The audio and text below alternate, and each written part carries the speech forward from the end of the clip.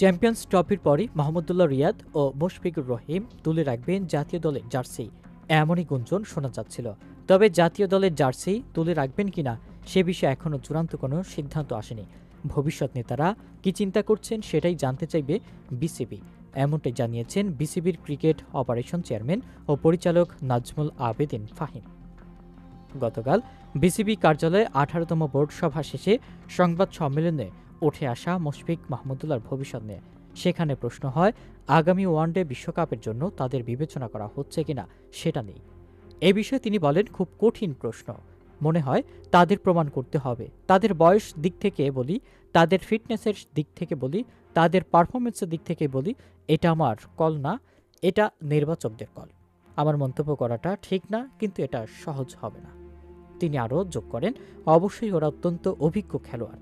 যে কোনো খেলোয়াড়েরই একটা সময় আসবে তার ক্যারিয়ার শেষ করার। আমার মনে হয় ওদের সঙ্গে কথা বলবো, ওদের চিন্তা কি আছে সেটা নিয়েই আলাপ হবে। এটা আমি এই মুহূর্তে আলাপ করতে পারছি না। মুশফিক মাহমুদুল্লাহ রিয়াদের ভবিষ্যৎ নিয়ে প্রশ্ন ওঠার পাশাপাশি ক্রিকেটারদের কেন্দ্রীয় চুক্তি নিয়েও কথা ওঠে। তিনি বলেন, এই মুহূর্তে সংখ্যাটা বলতে চাই না, একটা সংখ্যা আছে সেটা বলতে চাই না। পর্যালোচনা করার পরে হয়তো বাড়তে বা কমতে পারে। পর্যালোচনার মধ্যেই আছে অনেক বোঝা, তবে অনুমোদন হয়ে গেছে। এখন যেটা দেখানো হবে সেটাই চূড়ান্ত। পাশাপাশি ম্যাচ ফি বাড়ানোর সিদ্ধান্ত নিয়েছে বিসিবি, তবে কত শতাংশ বাড়ছে সে বিষয়ে চূড়ান্ত কিছু জানায়নি বিসিবি।